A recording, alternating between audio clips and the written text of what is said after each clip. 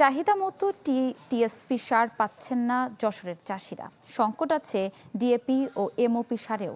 এতে এমন উৎপাদন ব্যাঘাত ঘটতে পারে বলে শঙ্কা চাষিদের। ডিলাররা সার সংকটের কথা স্বীকার করলেও পর্যাপ্ত মজুদ আছে বলে দাবি কৃষি কর্মকর্তার। বলছেন কৃত্রিম সংকট তৈরি করলে ব্যবস্থা নেওয়া হবে।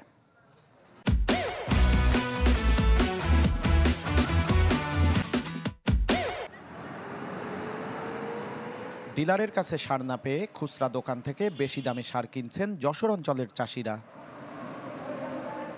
তারপরও প্রয়োজন মতো পাচ্ছেন না টিএসপি সার।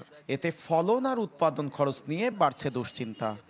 যে পরিমাণে সরকার সার দিচ্ছে সে পরিমাণে জমিতে তো সার দিতে পারতেছি না দেওয়ার কারণে জমিতে অনেক ধান আছে ছোটো মোটো হয়ে গেছে। মনে করেন যে সে পরিমাণে সার না দিলে ধান হবে না।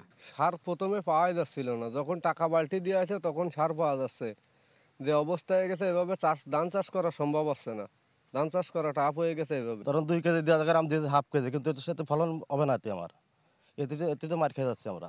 চলতি মাসে বরাদ্দের চেয়ে অর্ধেকেরও কম সার মজুদ আছে যশোর অঞ্চলে। ডিলাররা বলছেন কৃষকদের চাহিদার তুলনায় সারের বরাদ্দ কম। আমাদের সব সারই মোটামুটি আমরা দিতে পেরেছি, তবে টিএসপির চাহিদা একটু বেশি ছিল, সে তার এগেনস্টে আমরা কম পাইছি, কম দেওয়া হয়েছে চাষিদেরকে। আমাদের আমন মৌসুম শুরু থেকেই টিএসপি সারের চরম ঘাটতি। সরকারিভাবে আমরা যে বরাদ্দ পাচ্ছি সেটা চাহিদার তুলনায় অত্যন্ত নগণ্য, চাহিদার সাথে মিল হচ্ছে না। তবে সংকট থাকলেও তা স্বীকার করলেন না কৃষি কর্মকর্তা। জানালেন কৃত্রিম সংকট তৈরি করলে ব্যবস্থা নেওয়া হবে। সব তো সরবরাহ এক টাইমে থাকে না, আসতে থাকে, ডেলিভারি হতে থাকে। তো সারের সংকট নেই, ডিলারের ঘরে তো সার আছে। কেউ যদি সংকটের কথা বলে থাকে এটা একটা প্যানিক সৃষ্টি করার মতো। এটা আমরা যদি এরকম কোনো অভিযোগ পাই আইনের আওতায় আনার চেষ্টা করতে। সরকার নির্ধারিত দর অনুযায়ী ইউরিয়া ও টিএসপি সার 27 টাকা, এমওপি 20 ও ডিএপি 21 টাকায় কৃষক পর্যায়ে বিক্রি করার কথা থাকলেও ডিলারদের কাছে এই দামে সার পাচ্ছেন না কৃষক।